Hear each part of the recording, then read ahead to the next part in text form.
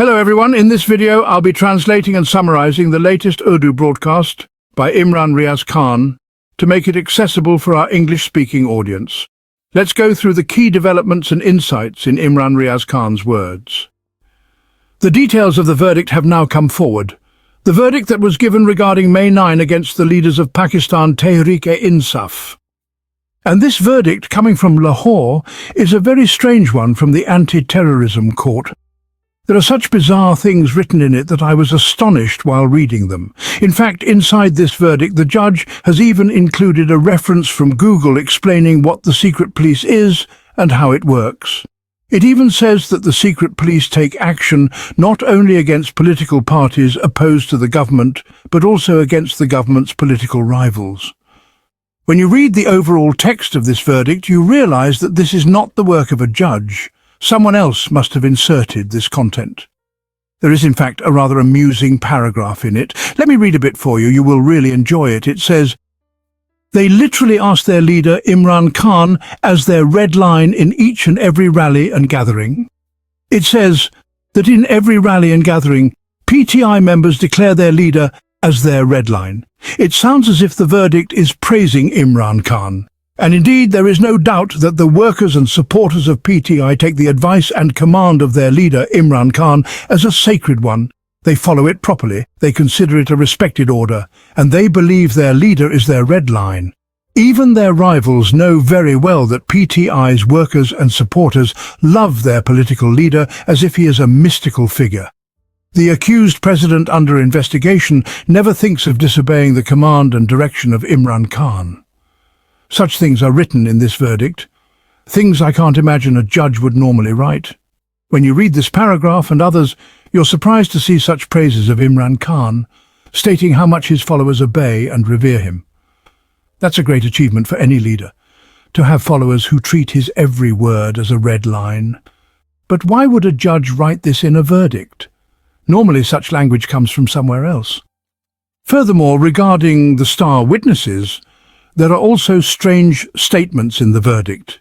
It even acknowledges that the star witnesses gave different statements in Sargodha and Faisalabad courts compared to Lahore. That is, the same witness gave different testimony in different places about the same incident, yet the court still accepted his testimony in all three places. The verdict also notes that these witnesses never reported their arrival or departure anywhere.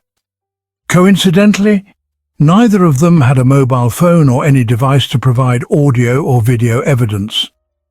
They could not prove that they had any connection inside Zaman Park or that they entered Imran Khan's room and hid under a table or sofa. They provided no such evidence. The SHO only verbally assigned them the task. Just imagine the kind of verdict this is. This verdict has so many weaknesses that it should have been thrown out entirely. Yet it still went against PTI. Throughout the verdict are points that should have resulted in a decision in favor of PTI workers and their leader. But in the end, the written verdict went the other way. It's like in elections. All the counting goes in PTI's favor, all Form 45s show PTI winning, but in the end, Form 47 announces their loss. The same thing happens here. The daily proceedings make it seem like PTI will win, every witness is proven false, no evidence is found, the judge himself notes the weaknesses, and yet in the end, the verdict punishes PTI under the barter rate charge. Meanwhile, Aliya Khan Sahiba and Noreen Khan Sahiba, Imran Khan's sisters, went to meet him. When I recorded my last vlog, they were still outside. Later that night, police arrested them, along with some workers who were later released. The sisters were taken away and dropped near Chakri.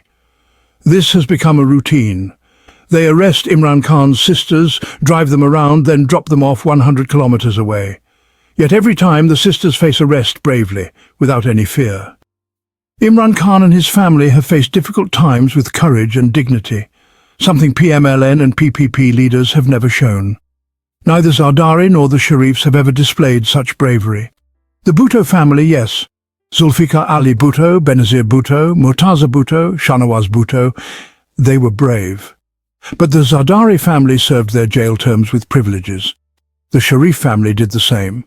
Right now, the Niazi family is showing bravery. Imran Khan's sisters were arrested and then released. They have announced that on August 14th, they will not only celebrate Independence Day, but also raise their voices for true freedom. However, most PTI leaders seem defensive, saying August 14th will only be for celebration, no protests. Shandana Gulzar, Shahzad Afzal and others have all said so. Viewers, I've shared the judiciary's performance with you. Now, let me tell you another interesting thing about the judiciary. How much things have changed from 2010 to 2024, and how much rulers have rewarded judges. In 2010, a retired Chief Justice's monthly pension was 56,000 rupees. By 2024, it had been increased to 2,39,000 rupees, almost 2 lakh more. On top of that, they get other benefits: free electricity, car driver staff, countless perks and protocol.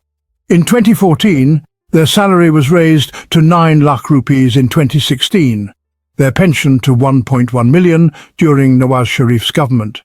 In 2023, it went to 1.6 million, and in 2024, just as Justice Qazi Faiz Issa was retiring, it was increased again to 2.39 million.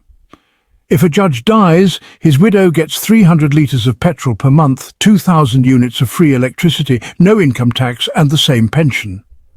So you can imagine how much a judge costs Pakistanis, and these are retired judges who have not given justice to the people. Qazi Faiz Issa is taking 2.4 million rupees cash from our money plus all these perks. With so many privileges, why would they give justice? They will naturally favour those who keep increasing their salaries and pensions. Viewers, Prime Minister Shahbaz Sharif has given a statement, and his confidence seems to be returning. He has started giving emotional speeches again. Previously he seemed tired and worried, as if everything was slipping out of his hands. But as the army chief's relations with the US administration of Donald Trump grow, Shahbaz Sharif's morale is rising. This is the same Shahbaz Sharif who, during his opposition years, was always sick. In hospital, with back pain, taking leave from jail, hiding from court hearings. Since coming to power, not a single day sick. Same for Nawaz Sharif, Zardari and others. May Allah give them health. But there is one man who is in jail, not sick, standing firm, and that is Imran Khan. He has made at least one difference.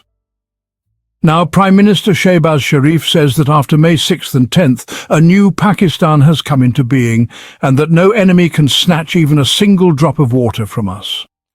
Well, for Shahbaz Sharif's information, the reality is that Pakistan's dams have low water levels, and the western rivers, to which Pakistan has rights under the Indus Waters Treaty, have had their water blocked in many places by India.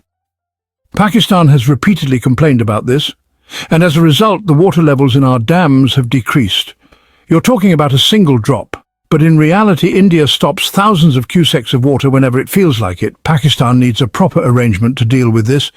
India has built many dams on rivers to which it has no right to build even a single dam. The military establishment should have taken action against India's actions and stopped the construction of these dams. But not only has India built these dams, when they started talking about abolishing the Indus Waters Treaty, these dams also became a means to block water. You've seen many reports about this in recent days. Now, Shahbaz Sharif has given a bold statement, but India is also under pressure internationally and humiliated at the global level. Pakistan is pushing back, so Shahbaz Sharif's statement is expected. But for now, India is holding back water, and freeing it is the responsibility of Pakistan's government and establishment. Viewers, Mr. Gandapur has also made a statement regarding the ongoing operation. He says, "We have not given permission for any operation, and no operation is happening. Honestly, someone should take Gandapur to Bajar and show him. Show him the bombs falling, the gunfire, the people fleeing their homes, the destruction of property." And still he says, this is not a military operation. Will he only understand once a bomb falls on him? As I've said before, Gandapur's position is very odd. The ANP at least was clear. When they supported an operation, they openly said so. When they opposed it, they openly said so. Now, on August 23rd, Ayman Wali Khan has announced that they are now against this operation. Earlier they supported it, but now public opinion has completely turned against it. Maulana Kanzeb from their party has also been martyred. Ayman Wali Khan plans to bring a large protest to Islamabad. On August 23rd, we will see how much courage and capacity he has, how many people he can bring, and whether he will even be allowed into Islamabad. But how can Gandapur say that no permission was given and no operation is happening? Meanwhile, there is a curfew in Bajour. His own information advisor says the curfew is because of the operation. Gandapur himself says, "Our war is ongoing. We will win this war." On one hand, he says there is an ongoing war. On the other, he claims no operation is happening. I really can't understand what Gandapur means. He once said in an interview, "I am an expert at playing on both sides of the wicket, and that is proving to be true again and again." Another thing the government has done, they announced that displaced families from Bajour would receive rupees, well, a certain amount per family. I don't know when they will pay this. In my opinion, this is far too little. A family spends that much just moving from one place to another. And then they have to live somewhere, feed their children and arrange a roof over their heads. Even renting a place for a month can cost rupees 30,000 to 40,000. If they've been put in tents in this heat, how will they cope? These poor people are in misery. Meanwhile, officials sit in air-conditioned rooms saying they haven't permitted any operation, yet they will win the war. This is a double policy. I heard an audio message from an elderly man. It was heartbreaking. Speaking in Pashto, his face visibly distressed, shared by Shandana Gulzar on Twitter, he says, "My fellow countrymen, my Muslims, my Pakistanis, my innocent Pashtuns are facing genocide for the sake of some minerals. Where is the body of the terrorist? Here there are only my innocent people." This elderly man from Bajour, in tears, says, "I'm a blood pressure patient. I get only one plate of rice to eat all day. This is our condition, and on top of that, our homes are attacked and looted. People have complained before that during such operations they leave valuable belongings behind, and when they return, nothing is left." Residents of Swat told me the same thing, and this elder is making the same complaint now. May Allah ease his troubles. His cries should be heard. Gandapur should pay attention. If he can't stop the operation, at least he should feed these people. In fact, Imran Khan has said that if Gandapur can't stop the operation, he should resign. Murad Saeed had earlier warned of this situation, and now he has issued a detailed statement predicting what is to come. He says the displacement from Bajour has begun, and next will be Mohmand, and so on. Areas from which they had earlier been pushed back, like Malakand, will soon face the same situation again. Murad says that those speaking for peace are being threatened, grenades are thrown at their homes, drones fly over their heads, and they are terrorized into silence. While the rest of Pakistan appears peaceful, Khyber Pakhtunkhwa is under crisis. Soon you will see green flags and celebrations in the streets, but behind the scenes all is not well. By the time the rest of the country realizes it, the fire will have reached your doorsteps. He says, "I warned you before, but then I was called a troublemaker because the focus was on crushing PTI. Today I am called a traitor because the priority is to give PTI workers 10-year sentences and imprison Imran Khan's sisters and workers. But when the fire spreads, neither your children, for whom you are sending others' children to die, nor your wealth, for which you sell out the country and displace your people, will save you." He warns those who remain silent, pretending to be unaware, that even graveyards are full of people like them. As for what we are doing, we have no option to remain silent, even if bounties are placed on our heads, shells fall on our homes, or our own tax money is used to fire bullets in our streets. We know our fate. In our internal meetings, we have agreed on a 5-point action plan, implementation of which will begin tomorrow. For the safety of our people on the ground, I won't share the details here, but as per Imran Khan's vision, we will not allow anyone to throw our people into the fire for someone else's interests. So, you see, Gandapur is, in a way, silently supporting the operation in Khyber Pakhtunkhwa, saying there's no permission and no operation, while Murad Saeed presents a completely different picture. Local contacts confirm that full-scale operations are ongoing, displacement is happening, and the situation is dire. The state must come to its senses. Not everything can be handled with a hammer. You can't control the country through sticks and bullets. You must listen to political voices democratically and let politicians lead the way in solving problems. That wraps up our translation of Imran Riaz Khan's video. I hope this English version helped you understand his message better. Please like, share and subscribe to Awami Lens to help our community grow. Don't forget to leave a comment below and let me know what you thought of this effort.